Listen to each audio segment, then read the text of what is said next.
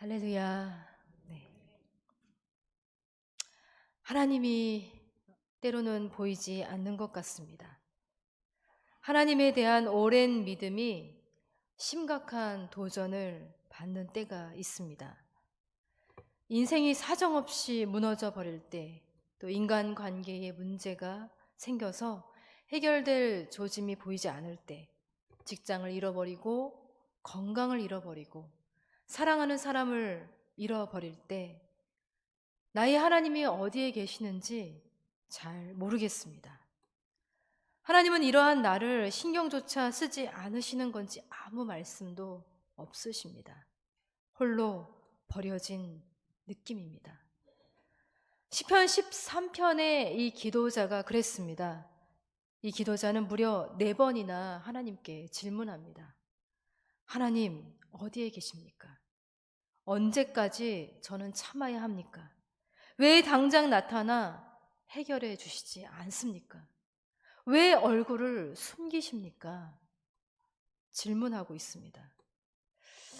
어떤 분이 수요 예배 후에 저를 붙잡고 이런 질문을 하시더라고요.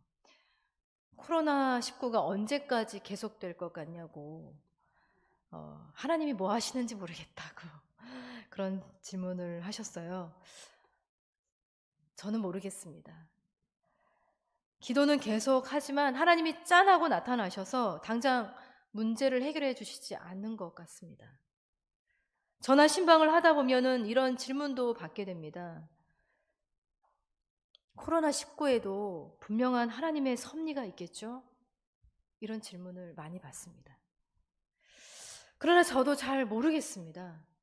코로나19에 걸려서 고통당하고 죽음의 목전 앞에 계신 분들, 그리고 경제적인 어려움, 말 못할 어려움과 또 외로움에 고통당하시는 분들을 보면 그 질문에 쉽게 답을 해드리기가 어렵습니다. 얼마 전 미국에서 있었던 인종차별 시위, 그때 그것을 일어나게 했던 어떠한 사건을 동영상으로 보게 되었는데요. I can breathe.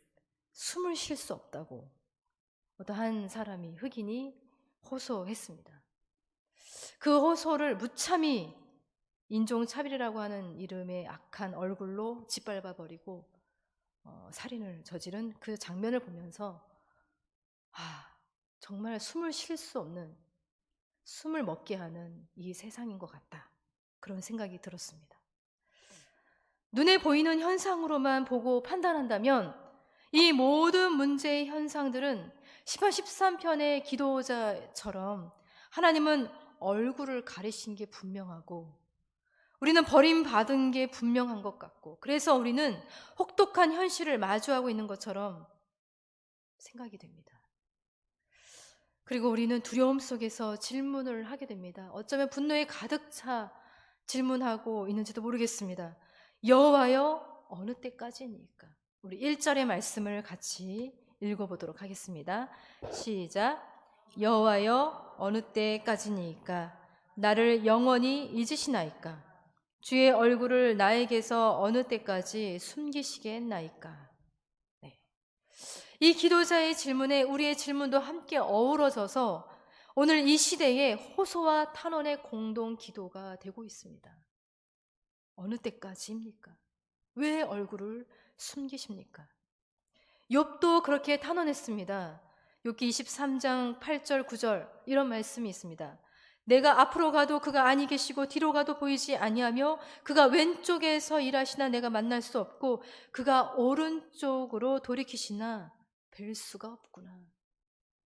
그분이 보이지가 않습니다. 우리의 눈이 가리워진 것인지 그분이 스스로 가리우신 것인지 보이지가 않습니다. 바로 이 순간 하나님이 지금의 나를, 지금의 우리를 정말 사랑하시는 건가라는 의심이 드는 바로 그 순간이 기도자들에게 가장 어려운 순간입니다. 이러한 순간 기도자는 어떠한 기도를 올려드려야 할까요? 시편 13편의 기도자는 3절에 이렇게 기도를 하고 있습니다.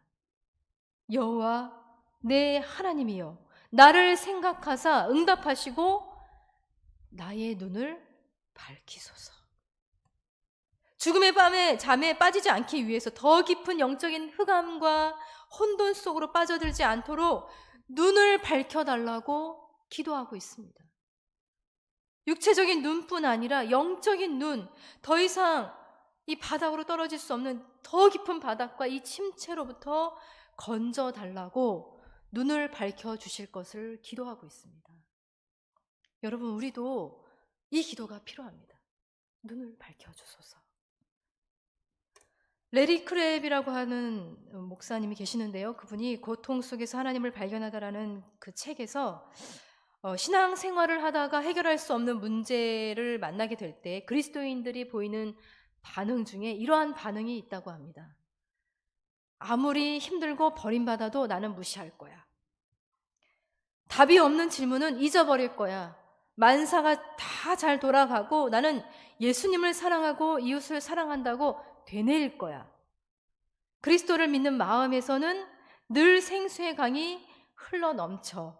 그리고 목사님의 굉장히 복잡하고 또 자신의 갈등을 고백하는 그 목사님의 설교는 듣지 않을 거야 라고 반응하는 그리스도인들이 있다고 합니다.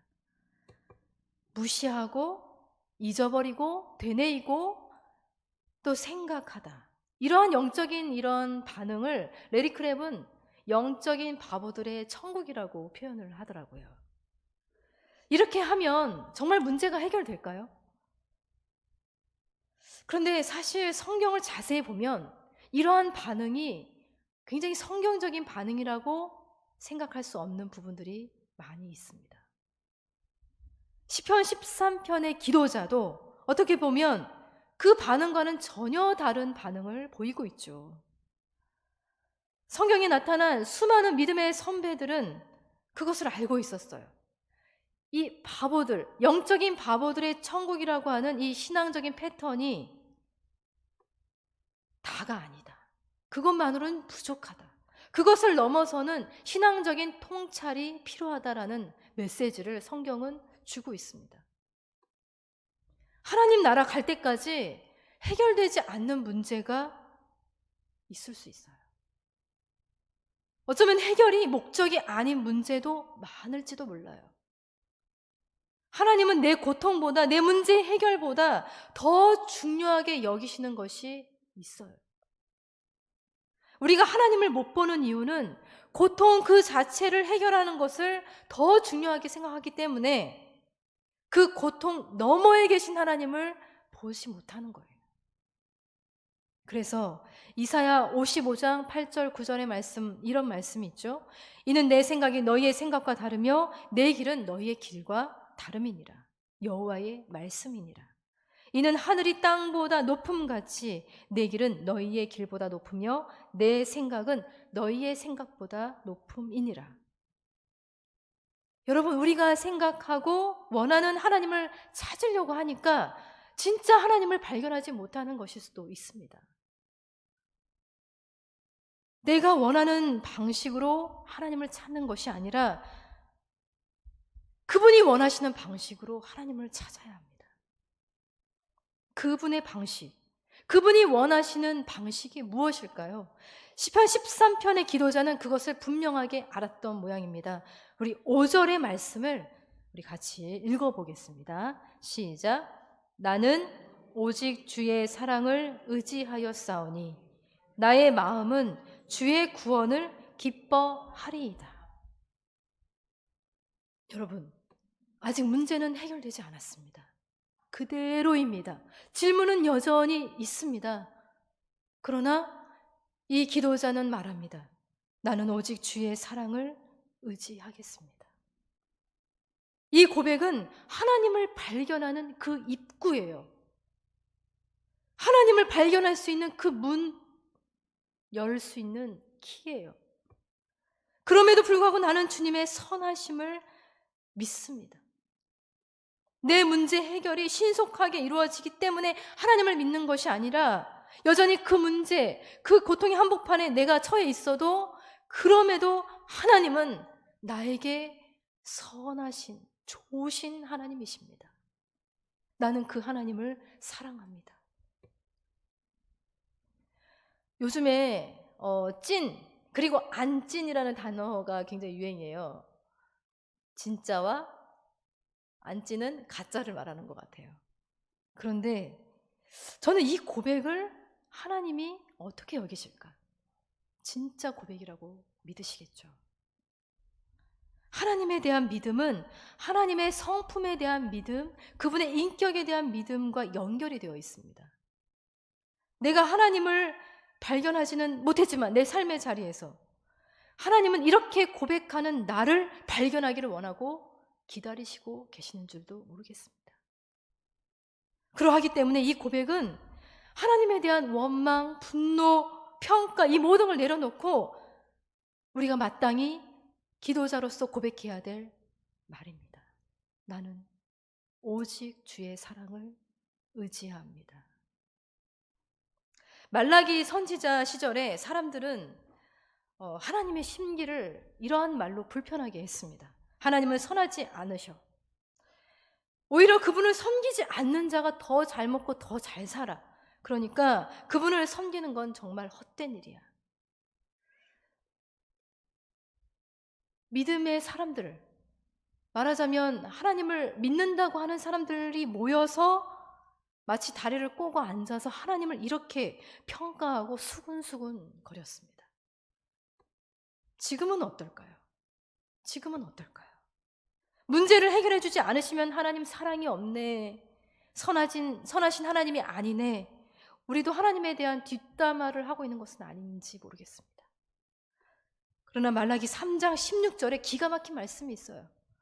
그때에 여호와를 경외하는 자들이 피차에 말하매 여호와께서 그것을 분명히 들으시고 여호와를 경외하는 자와 그 이름을 존중히 여기는 자를 위하여 여호와 앞에 있는 기념책에 기록하셨느니라. 이 말씀을 제가 표준세 번역으로 다시 말씀드리겠습니다. 그때에 주님께서는 주님을 경외한 사람들이 서로 주고받는 말을 똑똑히 들으셨다. 그 가운데서도 주님을 경외하며 주님의 이름을 존중하는 사람들을 당신 앞에 있는 비망록에 기록하셨다. 하나님이 주님을 경외하는 사람들이 모여서 서로 주고받는 말을 귀담아 들으신다는 거예요. 하나님에 대한 뒷담화를 귀 기울여 들으신다는 거예요. 여러분, 하나님은 우리에게서 발견되기를 원하세요. 간절히 원하십니다. 자신을 알리기를 간절히 원하세요. 우리가 하나님께 가까이 다가갈 때 하나님은 우리를 정말 기뻐하실 거예요. 그러나 우리의 방식으로는 하나님을 찾을 수 없어요. 이건 너무나도 분명합니다. 하나님의 선하심을 판단하는 우리의 본성과 우리의 태도에 변화가 있어야 합니다. 숨어 계신 하나님을 발견한다는 것은 어떤 일을 겪더라도 하나님의 절대 선하심과 완전한 사랑을 믿고 그리스도를 통해서 그 믿음을 계속 키워나가는 것을 의미하고 있습니다. 절망과 희망, 불편한 현실과 믿음 그 사이를 잇는 바로 이 고백, 나는 오직 주의 사랑을 의지합니다. 이 고백을 여러분 이 시간에 이 시편 13편의 기도의 길을 따라 함께 하나님 앞에 고백할 수 있기를 바랍니다. 우리 이 시간에 찬양하고 기도의 자리로 나가겠습니다.